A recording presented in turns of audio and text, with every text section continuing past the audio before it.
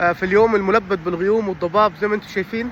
هنروح نزور النهارده ان شاء الله اكبر صوبة زراعية بتنتج 400 مليون طماطمة و100 مليون خيارة، وهنشوف التكنولوجيا اللي فيها ان شاء الله النهارده. احنا في كانتربري في انجلترا. دي اول صوبة شايفين دي فلفل 8.5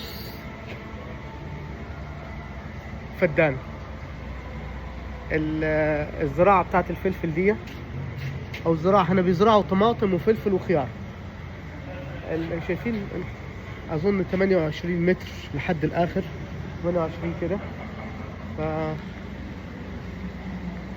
الزراعة بالشكل ده بتوفر حوالي 85% عن الزراعة التقليدية، والفلفل بيطلع لفوق كده لحد السقف يعني. في 7 مليون نبات هنا، 7 مليون. متخيلين الناس هنا بتحصد قصدي مش بتحصد، بتلف الحبل ده الخيط ده على النبات. العمال اللي هنا طبعا هي قصة كبيرة يعني، هم مش لاقيين عمال من انجلترا، فالعمال كلها بتيجي من رومانيا، ايه تاني يا ربي، كازاخستان، برا اليوكي يعني. فدي مشكلة. شايفين الزرع هنا ده المية بتعدي لها من هنا. طبعا دي زراعة بدون تربة يعني هيدروبونيك.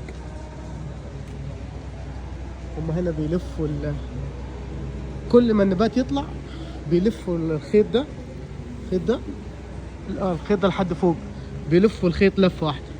فانتم متخيلين العمال اللي هناك دول بيعملوا الكلام ده مع 7 مليون شتلة او 7 مليون زرعة يعني. ودي صوبة واحدة بس من 7 صوب في المكان ده، اسمه ثانت ايرث.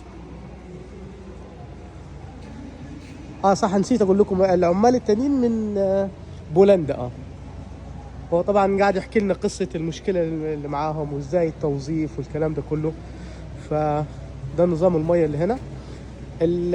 الصوب اللي هنا دي بتنتج 400 مليون طماطمة، واظن لما حسبناهم بالطن 70 مليون خيارايه. شايفين الصوبة ما تعرفش تجيب اخرها يعني، كده اخرها من الناحية دي واخرها من الناحية دي، فحاجة يعني هيوج. ودي بتاعت الفلفل بس يعني.